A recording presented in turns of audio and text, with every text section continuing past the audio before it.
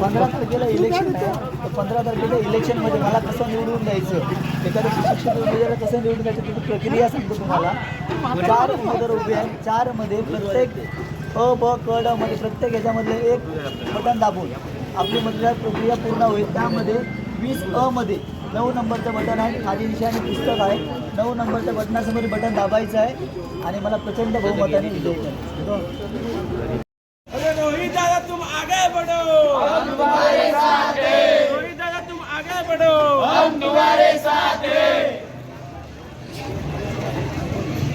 एकच वादा, रोहित दादा आपली निशाणी, पुस्तक पुस्तक पुस्तक, एकच वादा, रोहित दादा हमारा नेता कैसा हो, रोहित दादा कैसा हो. ससाराजी, सत्ता जी आता आहे विधानसभामध्ये भाजप आहे आणि महानगरपालिकामध्ये बहुजन विकास होती, त्याच्यावर आपण काय सांगणार? आत्ता महानगरपालिकाच्या निवडणूक होत आहे, याच्यावर आपण काय बोलणार? आता माझं एवढंच म्हणणं आहे, दोघांना संधी दिलेली आहे, दोघांनी काय कामं केले आहेत ते तुम्हाला दिसत आहे. त्यांनी कामं नाही केली, लोकांनी दुसऱ्याला संधी दिली, त्यांचे पण कामं तेच. 2 टर्म इथे बहुजन विकास आघाडीचा नगरसेवक होता.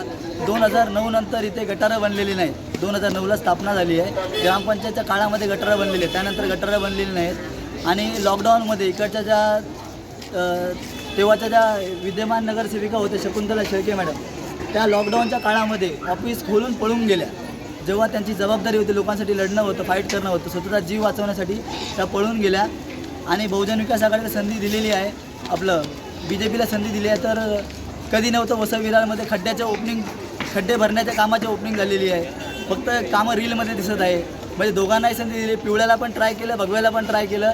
आता एकदम वाईट कपडे घालून वाईट इमेजवाला माणूस आहे, त्याला एक संधी दिली पाहिजे लोकांना. पुढील व्हिडिओ पाहण्यासाठी प्रभात समाचार YouTube चॅनलला सबस्क्राईब करा.